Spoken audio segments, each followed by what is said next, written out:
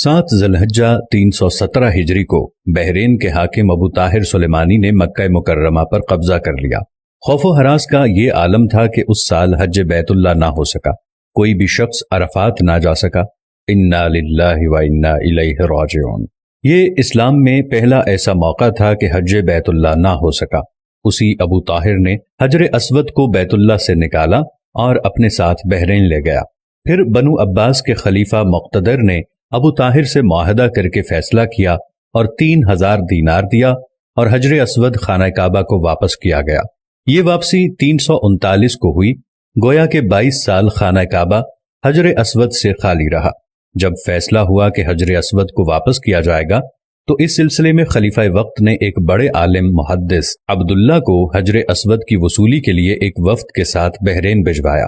یہ واقعہ علامہ سیوطی کی روایت سے اس طرح نقل کیا گیا ہے کہ جب شیخ عبداللہ بحرین پہنچے تو بحرین کے حاکم نے ایک تقریب کا اہتمام کیا اور ان کو بتایا گیا کہ اس تقریب ہی میں حجر اسود کو ان کے حوالے کیا جائے گا۔ اب انہوں نے ایک پتھر جو خوشبودار تھا خوبصورت غلاف سے نکالا گیا کہ یہ حجر اسود ہے، اسے لے جائیں۔ محدث عبداللہ نے فرمایا کہ نہیں، بلکہ حجر اسود میں 2 نشانیاں ہیں، اگر اس میں یہ نشانیاں پائی جائیں تو یہ حجر اسود ہوگا، ورنہ یہ حجر اسود نہیں ہے۔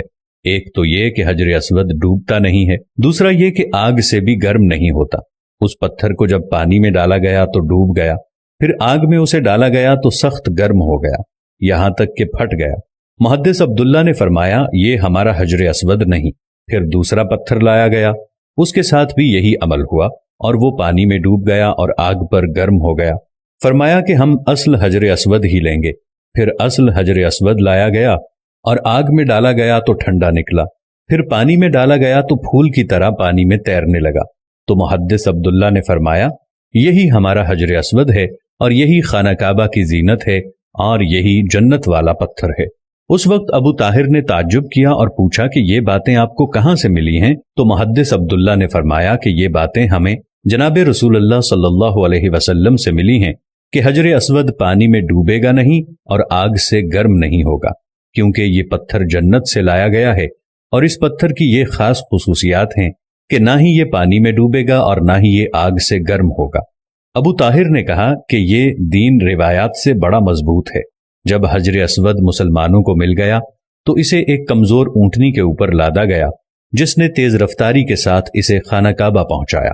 اس اونٹنی میں زبردست قوت آ گئی کیونکہ حجر اسود اپنے مرکز بیت اللہ کی طرف جا رہا تھا، لیکن جب اسے خانہ کعبہ سے نکالا گیا تھا اور اسے بحرین کی طرف لے جا رہے تھے تو جس اونٹ پر لادا جاتا تھا وہ مر جاتا، حتیٰ کہ بحرین پہنچنے تک 40 اونٹ اس کے نیچے مر گئے اور ایک کمزور سی اونٹنی نے بحرین سے واپس بیت اللہ کی طرف وہ سفر بہت آسانی سے طے کر لیا۔